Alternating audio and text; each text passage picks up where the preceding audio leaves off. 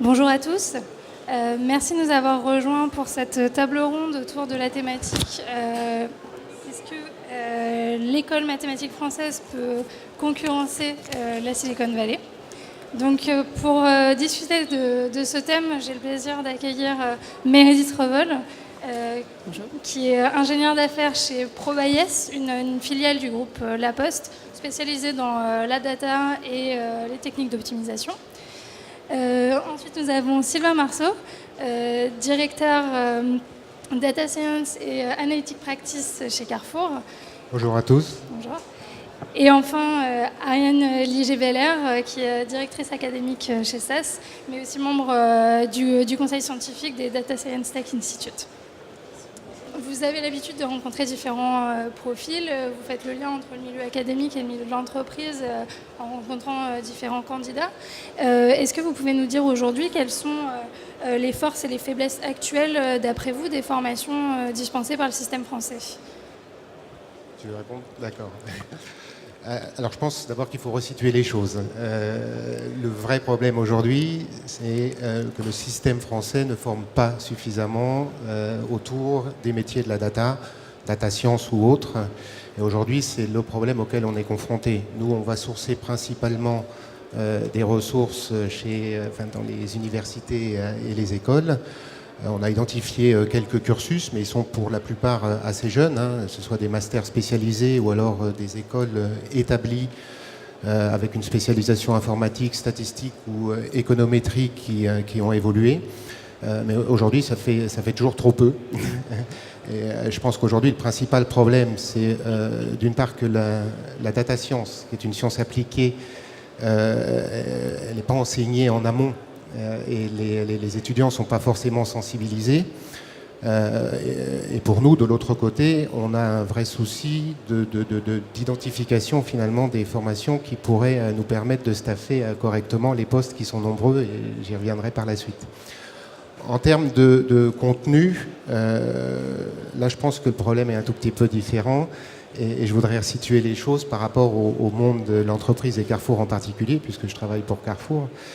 Nous, aujourd'hui, on a identifié plusieurs leviers de valeur autour de la data, l'expérience client, donc le développement de nouveaux services, de nouvelles offres, etc.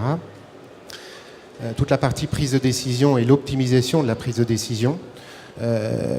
Donc la capacité au travers des données d'aider les décideurs à prendre les bonnes décisions sur tous les process basiques, que ce soit le pricing, l'assortiment, la supply chain et autres. Et puis tout un pan concernant les processus et la productivité. Nous, on considère que sur ces deux derniers sujets, on exploite à peine 5% des informations qui sont disponibles ou qui pourraient être disponibles, puisqu'on ne collecte pas non plus toutes les informations, en particulier digitales, qu'on pourrait exploiter. Et on considère de l'autre côté qu'un décideur, 1 sur 2 ou 1 sur 3, prend des décisions s'appuyant réellement sur une information qui lui a été préparée. Donc il y a un vrai levier de valeur pour l'entreprise. Et aujourd'hui, ce qu'on va rechercher, c'est d'une part des compétences techniques. Alors compétences, j'aurais tendance à dire plutôt une connaissance globale des techniques, alors que ce soit les techniques de collecte d'informations, d'analyse de données, de modélisation, mais aussi les techniques plus informatiques, de traitement parallèle. On est confronté systématiquement, on parle de volumes importants, puisqu'on parle de données collectées au travers de nos clients ou de nos produits. Et on a plus de 500 000 produits actifs et des dizaines de millions de clients. Donc des problématiques techniques qui nous obligent à avoir des compétences techniques, en tout cas une connaissance des opportunités et des limites techniques, traitement parallèle, etc. Donc une connaissance globale sur tous ces sujets, mais aussi et surtout la capacité d'amener de la valeur au métier. C'est-à-dire à transformer finalement ces expertises en valeur au travers d'applications innovantes, au travers de nouveaux modèles dans les process existants de l'entreprise. Et tout ça va nécessiter de l'ouverture d'esprit, va nécessiter un esprit d'innovation une capacité à se remettre en question et surtout à travailler en collaboration avec les autres. Je crois que le travail collaboratif, c'est ce qui est le plus difficile à trouver aujourd'hui. Et si j'aurais juste une critique à faire par rapport au cursus, c'est le manque de projets en groupe. Alors quand je dis en groupe, c'est pas forcément en groupe intra-école ou intra-université, hein, c'est apprendre à travailler avec différents domaines d'expertise qui peuvent être sur site juste à côté ou dans d'autres sociétés auprès d'autres agrégateurs. Et enfin, je dirais qu'on a besoin de personnes qui sont capables de se remettre en question régulièrement. Les technologies, les approches, elles évoluent très très régulièrement. Et aujourd'hui, on constate, et c'est une bonne chose, on constate une évolution au travers des cursus, c'est-à-dire que les jeunes qui nous rejoignent sont aujourd'hui formés à différents langages, ils ont une connaissance des différents secteurs, des différents marchés. Mais je pense que ce qui pourrait leur manquer, en tout cas un vrai critère de différenciation, c'est cette capacité à s'appuyer sur ces connaissances pour aller apprendre et continuer à apprendre régulièrement. Moi, je regarde régulièrement sur Internet. Ce qu'il faut savoir, c'est que nous, on ne va pas aller chercher un expert en telle ou telle modélisation. Je pense que de plus en plus, d'ailleurs, il va y avoir des choses qui vont se normaliser. Par contre, on a besoin de personnes qui sont capables d'aller chercher l'expertise là où elle se trouve, hein, que ce soit sur le web au travers des communautés, les concours, Data Science Kaggle, voire même les hackathons qui sont organisés. Nous, on en organise régulièrement. On en a organisé un il n'y a pas très longtemps qui a très bien fonctionné. Donc, cette capacité à se remettre en cause et à intégrer son expertise dans un groupe d'experts un peu plus large. Et j'aurais aimé connaître votre avis aussi, Ariane, sur le sujet. Vous êtes amenée à rencontrer beaucoup de candidats. D'après vous, qu'est-ce qui peut leur permettre de se démarquer et de faire la différence, justement ? Alors déjà, je voudrais dire que je suis tout à fait en phase avec monsieur. Chez SAS, nous travaillons avec beaucoup de formations, essentiellement des fins de cycle. Notre objectif, il est de fournir des compétences, des talents à nos entreprises qui sont clientes et à nos entreprises qui sont partenaires, donc les sociétés de services, de conseil. Alors l'approche est un petit peu différente, même si chez SAS, on est 15 000 dans le monde, on est une filiale française de moins de 300 personnes, donc le recrutement, je n'ai pas une casquette recrutement pour SAS. Hein. Je fais le lien entre le monde académique et le monde de l'entreprise. Et mon objectif est de collaborer avec des formations qui répondent aux besoins de mes clients, bien sûr. Et ce que je recherche particulièrement avec l'expérience et les 18 années de vécu chez SAS, c'est que alors il y a des compétences égales dans beaucoup de formations, il y a beaucoup de formations qui naissent, il y en a qui se mettent au goût du jour avec les nouveaux besoins du marché. Il y a deux choses très importantes, je pense, c'est la collaboration avec les entreprises. Et quand je parle de collaboration avec les entreprises, il ne faut pas se dire que c'est de mettre le logo d'une entreprise qui va être partenaire du cursus en question, mais c'est vraiment qu'il y ait une relation win-win entre les deux parties et que l'entreprise s'implique et qu'elle ait une relation pérenne avec la formation. En France, je travaille environ avec 150 établissements d'enseignement supérieur. Il y a une vingtaine de formations qui sont phares, où les étudiants sont très demandés par nos clients. Donc bien sûr, on met l'emphasis là-dessus. Je pense que dans les formations, il faut regarder aussi le côté étudiant et le côté prof. Le côté prof, j'arrive à la recherche fondamentale. Ce que je ne jugerai absolument pas, mais je pense qu'il manque de recherche appliquée. Villani le disait lui-même, on est très bon en recherche fondamentale, mais il faut qu'on fasse beaucoup plus de recherche appliquée, donc se tourner beaucoup plus vers l'industrie. Ensuite, je parlerai des étudiants, et je pense qu'à compétences égales, ce qui fait vraiment la différence, c'est l'aspect comportemental, c'est comment l'étudiant se présente, donc comment il sait communiquer, comment il sait partager avec les différentes équipes, passer son savoir, récupérer d'expertise autre part.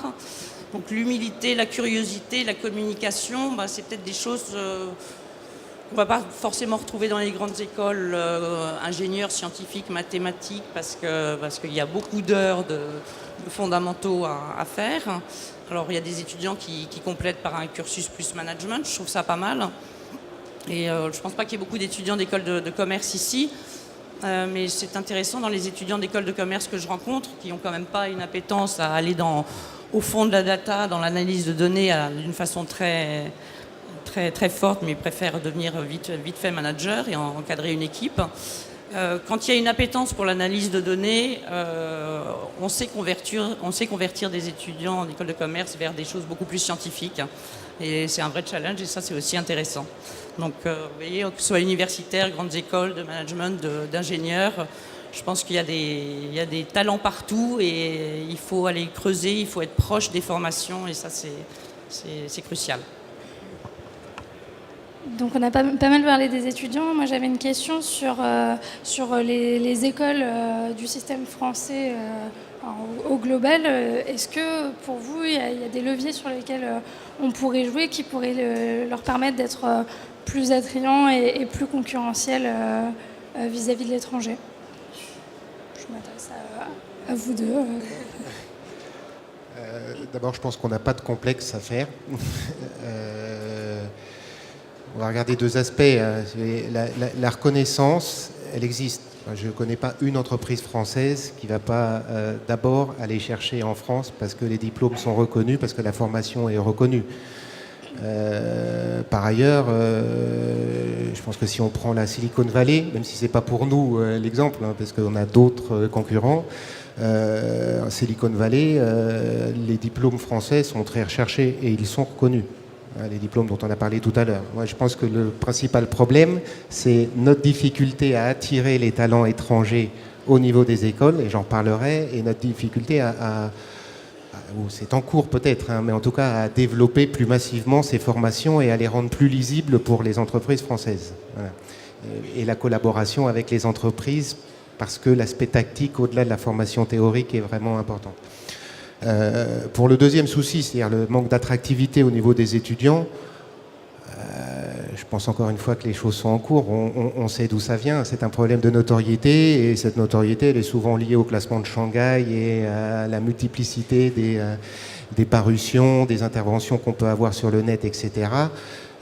Et c'est évident que la création de pôles d'universitaires intégrés, donc je ne parle pas de partenariat entre écoles comme c'est fait jusqu'à peu de temps, mais des pôles intégrés comme celui de Saclay, va certainement changer la donne.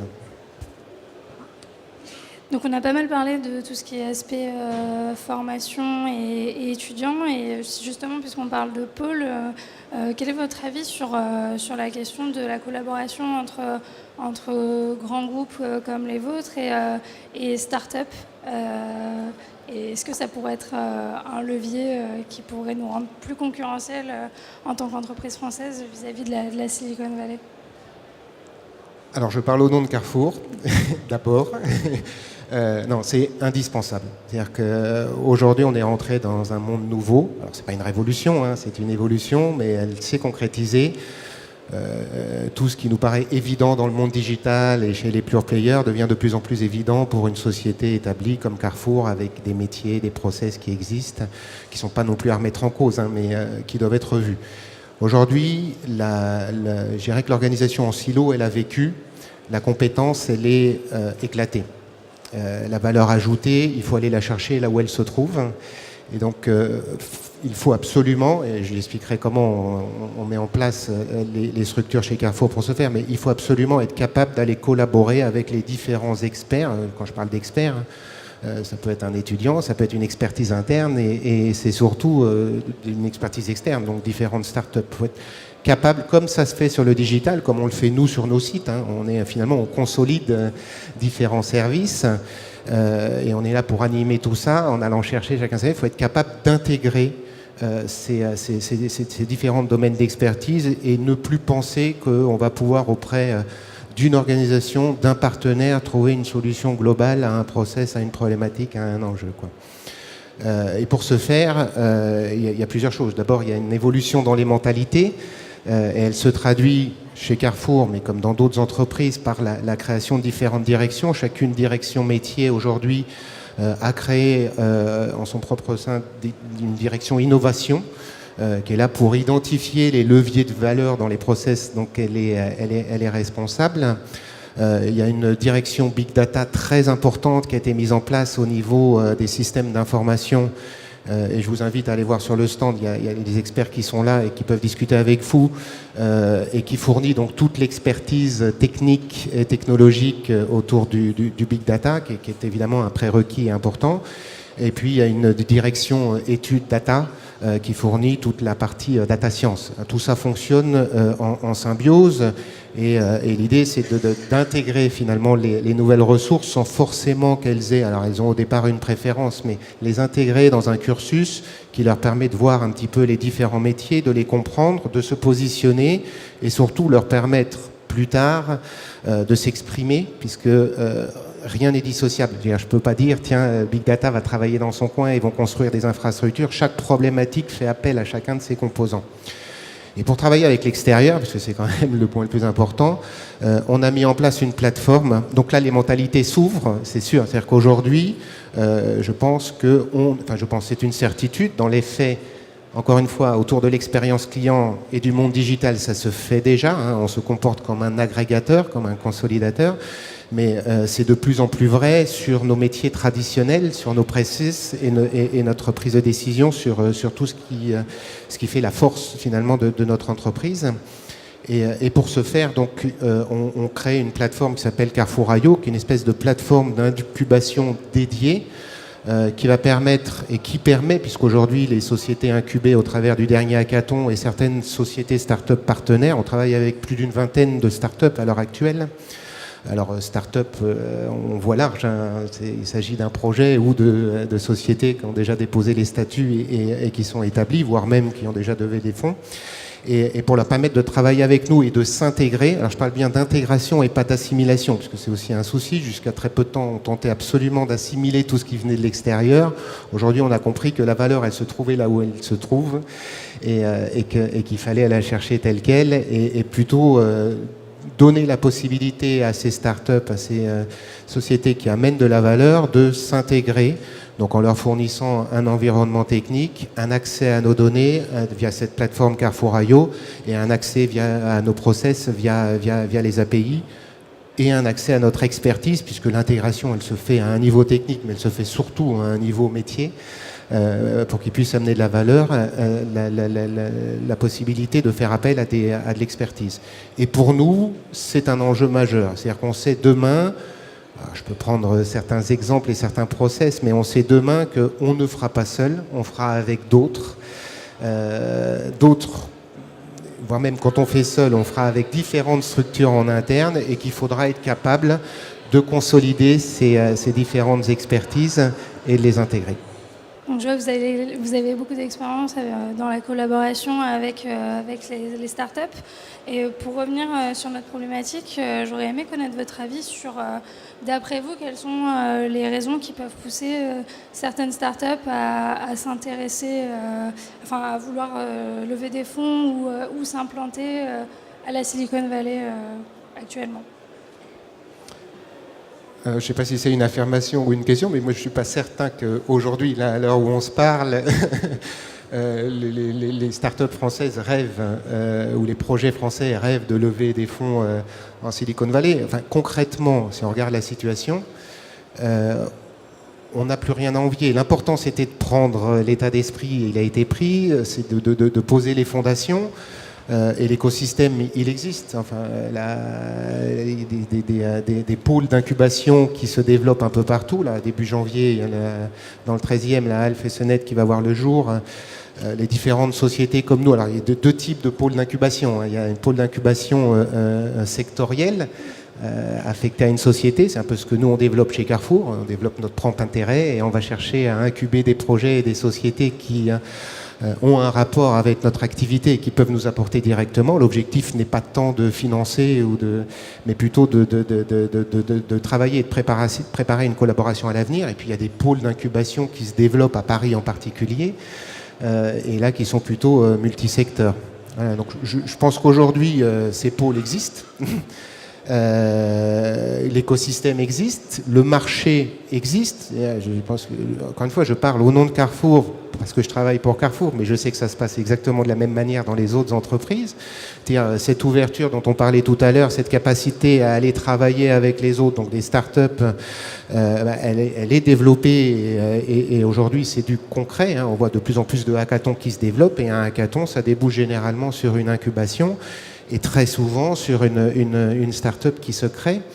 Je pense que le seul frein qu'il pourrait y avoir à date, alors fiscalité peut-être, on pourrait toujours en reparler, mais ça c'est un long débat.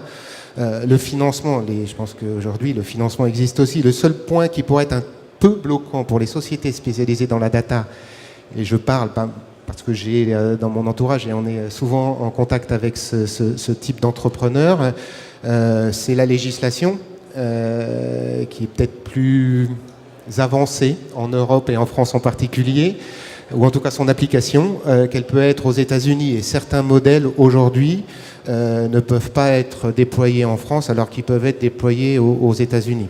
Voilà. D'accord, merci beaucoup Sylvain Marceau. J'avais aussi une question, alors là, par rapport plus au profil français qui pouvait, enfin au profil de la data qui pouvait être attiré par la Silicon Valley et on peut parler d'une fuite des cerveaux. Vous, Meredith, quel est votre avis sur la question? Comment est-ce qu'on pourrait empêcher cette fuite des cerveaux? La fuite des cerveaux. Alors c'est un phénomène qui est assez large, assez complexe et quoi qu'il en soit, je le pense multifactoriel. Effectivement, il y a toute cette idée comme quoi c'est plus facile, enfin c'est pas qu'une idée d'ailleurs, c'est plus facile de lever des fonds aux États-Unis. Il y a des startups qui partent s'installer, donc forcément qui attirent aussi dans ce rêve un peu américain des profils, des compétences, des talents français.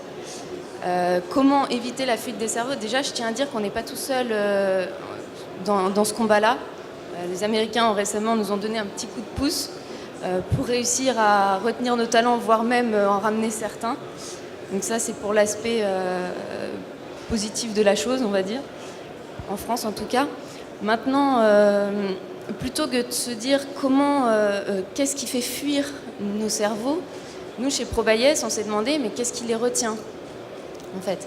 Et en se posant cette question, on se rend compte que on tombe sur des atouts de nos entreprises sur lesquels s'appuyer, donc des leviers d'action qui nous permettent à la fois d'attirer des profils très intéressants pour nos entreprises, mais aussi des talents de demain et qui favorisent la croissance de nos entreprises. Donc ProBayes, juste pour l'historique, encore au début d'année, on est en fait une PME qui vient d'être achetée par la branche numérique du groupe La Poste. À la base, on est issu d'un essaimage de laboratoire de recherche, donc on est vraiment dans ce monde de la recherche. Et donc, on a des profils très experts, très scientifiques. Voilà. Donc moi, pour vous amener le témoignage de ProBayes sur comment retenir finalement les talents, j'ai fait un petit sondage parce qu'on est en plein processus de recrutement, donc on recrute à la fois des profils data scientists, mais également des profils développeurs. Et donc j'ai fait un petit sondage la semaine dernière en vue de ce salon en me disant, quelles sont les raisons qui poussent aujourd'hui les cerveaux français, on va dire, les data scientists à venir chez nous. Et donc il y a 3 critères, donc j'ai posé 3 questions. Quelles sont les raisons pour lesquelles le panel, c'était les data scientists et développeurs de l'entreprise ProBayes, donc une trentaine de salariés. Et finalement, les 3 questions que j'ai posées, c'est quelles sont les raisons pour lesquelles vous avez postulé chez ProBayes, quelles sont les raisons pour lesquelles vous avez accepté l'offre ProBayes, et enfin, tout un panel d'atouts pour lesquels ils devaient voter, on va dire. Quels sont, selon vous, les atouts à pousser lors de salons de recrutement pour attirer justement des data scientists talentueux. Et alors, c'est assez intéressant de voir le résultat. Je ne vais pas vous faire tout le sondage, mais les 3 points que j'aimerais partager avec vous, ce sont les suivants. 100% des participants au sondage ont répondu que c'était pour la diversité des projets qu'ils étaient venus nous rejoindre. Chez ProBayes, on travaille, un data scientist n'est pas, ou un développeur n'est pas uniquement actif sur un projet, sur un secteur d'activité. Donc il peut participer à plusieurs projets en parallèle ou à la suite. Et quoi qu'il en soit, il ne sera jamais dédié à un secteur d'activité. On travaille pour l'efficacité énergétique, on travaille sur le véhicule autonome, donc beaucoup sur l'automobile, la défense, le domaine de la santé avec du diagnostic médical, de la détection de fraude. Enfin voilà, on a vraiment un panel de marketing, de maintenance prédictive pour l'industrie. Donc on a un panel de projets qui sont très transverses, enfin, sur plusieurs secteurs d'activité. En collaboration avec plusieurs clients, donc des grands industriels, même il me semble qu'on a eu un projet avec Carrefour. C'est vraiment très varié, et c'est cette variété finalement de projets qui empêche les jeunes d'être sectorisés ou d'être tout de suite classés sur une compétence, on va dire, métier. Et donc ça rejoint un peu cette idée que les formations doivent s'ouvrir un petit peu aux différents métiers finalement, et non pas on acquiert par l'expérience cela. Vous voulez intervenir sur ce point ? Je vous laisse finir. D'accord. Le deuxième point, c'est le cadre de vie. Alors là, il y a 93% des participants qui ont vraiment retenu cet aspect important pour eux. Alors c'est peut-être un peu étonnant, c'était peut-être moins le cas avant. Aujourd'hui, le cadre de vie est devenu important pour les personnes. Et moi, je ne peux pas m'empêcher de me dire que la Silicon Valley est là où elle est, en Amérique, vers San Francisco, pour une bonne raison. Il y a l'océan, le climat est plutôt clément. Voilà, la Silicon Valley offre un bon cadre de vie. Alors nous, c'est pas l'océan, nous c'est Grenoble, donc c'est les montagnes, le ski, etc. Bon, chacun son truc. Et le troisième point important, c'est la proximité avec le monde de la recherche. La proximité avec des laboratoires prestigieux. Donc nous, par exemple, on a l'INRIA, le CNRS, Minatech. Donc il y a de quoi faire, effectivement. Et c'est l'idée que les data scientists se faisaient de pouvoir travailler sur des technologies de pointe. D'aller toujours travailler sur ces technologies de pointe et de ne pas uniquement se focaliser sur une technologie de base. Nous, on a commencé avec les modèles bayésiens, les réseaux bayésiens. Et finalement, on a su aussi s'adapter et aller vers du machine learning, deep learning, etc. Et on va de plus en plus loin et on travaille en collaboration avec ces laboratoires de recherche.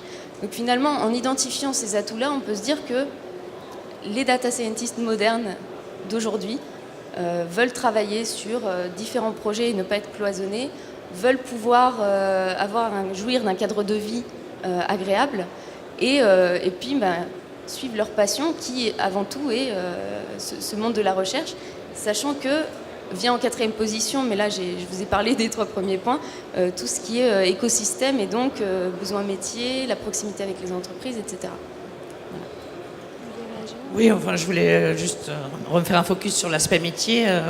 Chez SAS, nous avons monté un programme innovant il y a 4-5 ans qui s'appelle SAS Spring Campus, qui est un programme qui comprend 1 mois de formation et 5 mois de stage. Donc ça correspond au stage de fin d'études d'un M2 par exemple, ou en tout cas c'est que pour des fins de cycle. Et on a mis, donc c'est une formation de data scientist avec beaucoup d'appliqués sur SAS bien sûr, mais indépendamment des modules informatiques, analytiques avancés, il y a les métiers et on a choisi de faire un focus sur la fraude, la détection de la fraude et puis l'anti-blanchiment d'argent parce qu'on a beaucoup de sujets comme ça chez nos clients. Et également l'aspect marketing qui baisse un petit peu au niveau analytique ces 2 dernières années, mais qui est quand même encore présent. Et on fait en sorte que quand l'étudiant arrive dans l'entreprise, il n'a plus qu'à apprendre le métier de cette entreprise. Tout le reste, il a tout ce qu'il faut. Et ces étudiants rencontrent un vif succès parce que même si le programme a pour vocation de faire de la pré-embauche via un stage, en fait, ils sont tellement demandés sur le marché qu'ils vont vraiment où ils veulent. Et je voulais aussi rebondir sur une petite étude que j'ai regardée sur LinkedIn hier, où on parlait des 10 plus grandes skills demandées en 2017. Alors, il y a en numéro 1 data et cloud, et c'était marqué, je ne sais plus quoi, quelque chose de suprême, donc c'était vraiment bien au-dessus de tout le reste.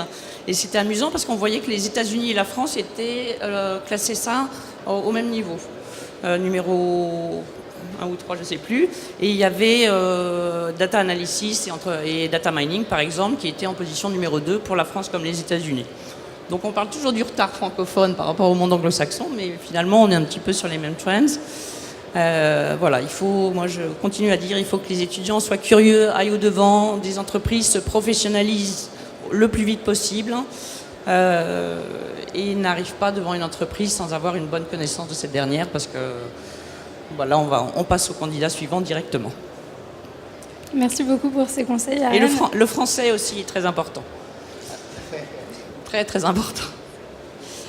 Du coup, on a parlé de ce qui retenait justement les cerveaux dans le monde de l'entreprise.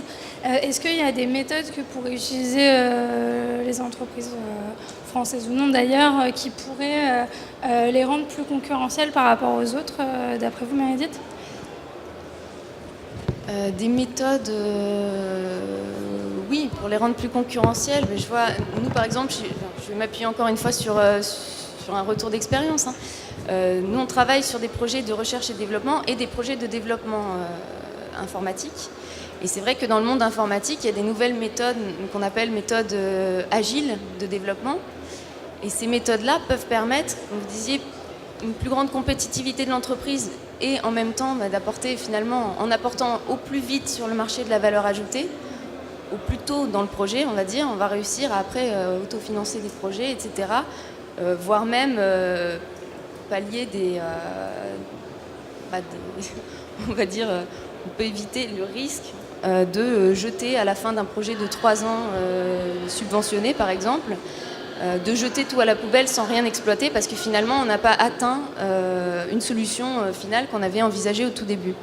Donc en fait ces méthodes agiles, rapidement, consistent à séparer vraiment tout ce qui est fonctionnel de ce qui est technique.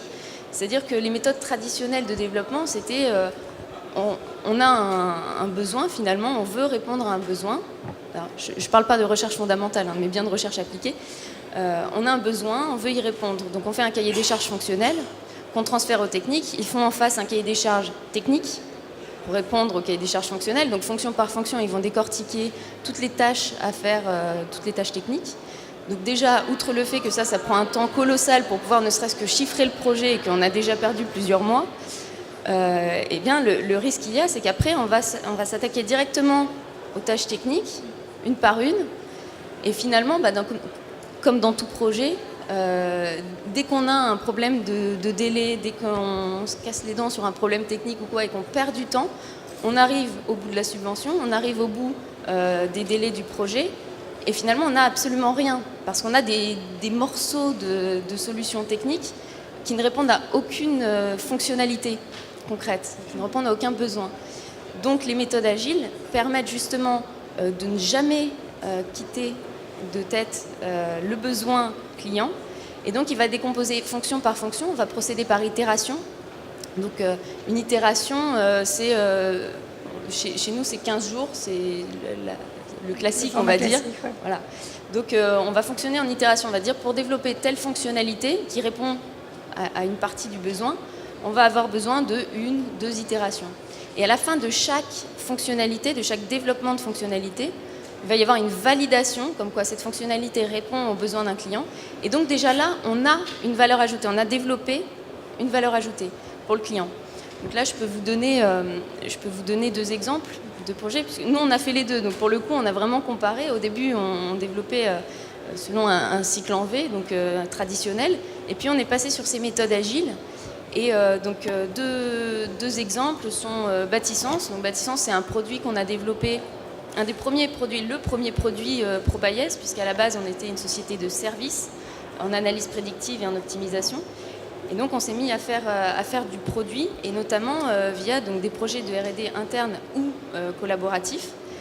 Et donc Bâtissence, pour l'optimisation thermique des bâtiments, donc efficacité énergétique, on l'a développé selon ces méthodes-là. Et on s'est rendu compte de 2 choses. Premièrement, on a gagné énormément de temps sur la durée globale du projet qu'on avait estimé, parce qu'en fait, on a commencé à développer ce qu'on appelle un produit minimum viable avec quelques fonctionnalités. Et puis après, le principe de l'agilité, c'est d'améliorer en continu finalement ce produit-là, en ajoutant des fonctionnalités, en la rendant cette solution plus robuste. Et finalement, on a pu déployer sur un site pilote au bout d'un an. C'est-à-dire qu'on a commencé les développements, c'était un projet sur 3 ans, et au bout d'un an, on a pu déployer déjà une brique logicielle qui fonctionnait sur les bâtiments, qui n'avait pas toutes les fonctionnalités qu'on imaginait au début, mais qui tournait déjà. Donc ça nous permet de valider cette fonctionnalité et de continuer en parallèle le développement. Et du coup, au bout de 3 ans, à la fin du projet, non seulement on avait notre solution, ça a dépassé un peu comme dans tous les projets, on a eu notre solution, mais en plus, on avait déjà 5 pilotes qui nous a permis déjà d'avoir des retours d'expérience et puis de thésauriser sur ça pour continuer. Le deuxième exemple, parce que donc là c'est un exemple de développement agile interne à l'entreprise. Le deuxième exemple que je pourrais citer, c'est même pour vous montrer qu'on peut utiliser ces méthodes d'agilité en collaboratif. Collaboration avec des entreprises, des laboratoires de recherche, du moment qu'eux-mêmes intègrent aussi ces méthodes de fonctionnement et donc tout le process qui va avec. Donc ce deuxième exemple, c'est le projet OPSIN, un projet de recherche et développement qu'on a mené en collaboration avec des laboratoires de recherche et notamment le LIRIS à Lyon, avec un grand industriel, donc NTN SNR, donc, troisième fabricant de roulements, et Automatique et Industrie, qui est un partenaire automaticien et intégrateur de logiciels dans l'industrie. Et donc, on a fonctionné avec ces méthodes agiles inter-entreprises et ça a très très bien fonctionné puisque sur un projet de recherche de 3 ans, encore une fois, au bout de la première année, on a sorti un premier produit qui s'appelle Cactus Energy Contract, donc un premier module logiciel autonome finalement et qui a commencé à répondre à des besoins clients. On l'a commercialisé au bout d'1 an et demi. Donc voilà, après les tests, au bout d'1 an, commercialisation au bout d'1 an et demi, et le projet de recherche se poursuivait. On a sorti un deuxième module la deuxième année, et puis la troisième année, ça s'est terminé. Effectivement, on avait du retard, mais plutôt que d'être le nez dans l'eau avec pas notre solution logicielle au bout de 3 ans, on avait déjà 2 logiciels, et le troisième qui vient le compléter sortira en mai prochain, donc Energy Management. Donc finalement, c'est pour montrer que c'est grâce à ces méthodes agiles. Parce que ce qui est fort là-dedans, c'est que les 2 premiers logiciels qui sont déjà sur le marché vont financer le dépassement du projet de recherche et vont nous permettre d'aller jusqu'au bout du projet global OPSIN en ayant ces 3 modules-là qui répondent à toutes les problématiques qu'on avait identifiées. Merci beaucoup pour ce retour d'expérience. Il va nous rester 2 petites minutes pour conclure. Du coup, je voudrais finir en vous posant la question suivante. D'après vous, on a vu qu'il y avait beaucoup d'ingrédients positifs dans l'école mathématique française. D'après vous, est-ce qu'on peut créer une Silicon Valley à la française ? Une question pour moi, ça. Parce qu'effectivement, moi je suis convaincue que oui, on peut créer une Silicon Valley à la française et même je pourrais aller plus loin en disant que je pense qu'elle existe déjà. Elle existe déjà, elle mérite à être connue et développée davantage évidemment.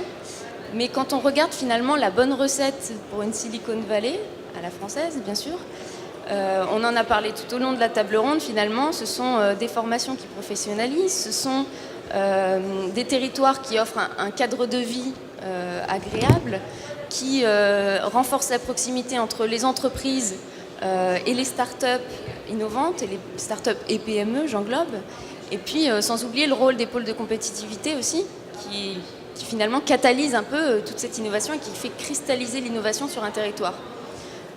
Donc ça, c'est selon moi la recette, je ne sais pas si vous la validez, la recette d'un bon territoire, d'une bonne Silicon Valley. Et pour moi, Grenoble y répond. C'est pas du tout chauvin de ma part de dire ça. Grenoble y répond pourquoi même le magazine Forbes américain, donc d'économie américain, classe régulièrement Grenoble dans les 3 meilleures villes innovantes, 5 meilleures villes innovantes du monde. Donc 5e ville innovante du monde, 2e ville la plus innovante d'Europe. Et en fait, quand on se demande pourquoi, moi-même j'y croyais pas au début, parce que je suis grenobloise d'origine et je me disais non, c'est bizarre. En fait non, Grenoble, c'est pas que la capitale des Alpes, donc cadre de vie, ça tout le monde est d'accord. Mais c'est également une ville qui est très reconnue pour les nouvelles technologies, l'informatique et l'énergie. On a vraiment un écosystème très riche d'innovation et on a des pôles de compétitivité dans les nouvelles technologies comme Minalogic par exemple, dans l'énergie comme Tenerdis, donc des clusters, qui vont enrichir et qui vont mettre en action tout ce territoire qui finalement regroupe des grandes entreprises, on a notamment Alstom, Air Liquide, Schneider Electric, pour ne citer que, si ST Microelectronics quand même, dans les nanotechnologies. Bref, on a donc des grandes entreprises. Autour de ça, on a un tissu de start-up et PME qui sont venus s'installer, si bien qu'on a renommé toute une partie de la région, là où est implanté Provaillès d'ailleurs, l'Innovalley. Donc on est vraiment, c'est une Silicon Valley finalement, mais qui s'appellerait Innovalley grenobloise. Et finalement, je pense qu'on a les ingrédients pour faire cette Silicon Valley finalement à cet endroit-là. On a aussi la ville de Lyon qui est très active. Finalement, on peut voir le territoire, parce qu'à l'échelle de la Californie, nous finalement en France, on pourrait dire c'est toute la France. La French Tech, elle est très éparse hein, sur le territoire, mais c'est vrai qu'il y a une concentration particulière autour de la région grenobloise. Et finalement, avec Lyon et la ville de Chambéry également, qui regroupent beaucoup d'entreprises innovantes. Merci beaucoup à vous trois pour vos retours et vos témoignages. Et je vais vous demander un tonnerre d'applaudissements pour les speakers, s'il vous plaît. Merci.